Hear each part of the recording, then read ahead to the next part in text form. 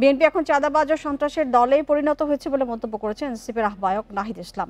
আর উত্তরাঞ্চলের মুখ্য সংগঠক সার্জিস আলম পুলিশকে কোনো নির্দিষ্ট দলের না হয়ে জনগণের জন্য কাজ করার আহ্বান জানান। পটুয়াখালী এবং বরগুনায় পথসভায় এসব মন্তব্য করেন দলটির নেতারা। জুলাই পদযাত্রার ১৪তম দিনে সোমবার পটুয়াখালী সার্কিট হাউস থেকে রওনা করে এনসিপি।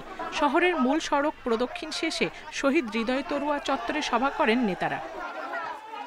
আহ্বায়ক নাহিদ ইসলামের অভিযোগ, বিএনপি ৭২-এর সংবিধান টিকিয়ে রাখার চেষ্টা করছে।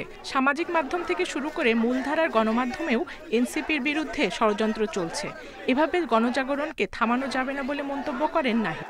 ৭২-এর সংবিধানকে টিকিয়ে রাখতে চাচ্ছে এখন বিএনপি এখন চাঁদাবাজদের দল তৈরি হয়েছে, সন্ত্রাসদের দল তৈরি হয়েছে, মুজিববাদের নতুন পাহারাদার হিসেবে আবির্ভূত হয়েছে।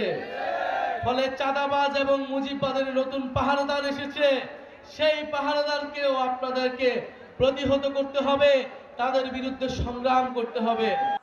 বিকেলে বরগুনা শহরের পৌর সুপার মার্কেটের সামনে পথসভা করে দলটি। এ সময় পুলিশকে একটি নির্দিষ্ট দলের না হয়ে মানুষের জন্য কাজ করার আহ্বান জানান উত্তরাঞ্চলের মুখ্য সংগঠক সার্জিস আলম। আমরা এসপি থেকে ওসি থেকে সবাইকে বলি, আপনারা বরগুনার জনগণের পুলিশ হয়ে উঠুন। যদি বরগুনায় কোন দলের পুলিশ হয়ে উঠেন, তাহলে আগামী বাংলাদেশে আপনাদের আর জায়গা হবে না। বিকেল ৫টায় বরগুনার এই পথসভা শুরু হয়, যা শেষ হয় সন্ধ্যা ৭টায়। মঙ্গলবার বরিশালে পদযাত্রা করবে NCP. Zulekha Parveen, independent news.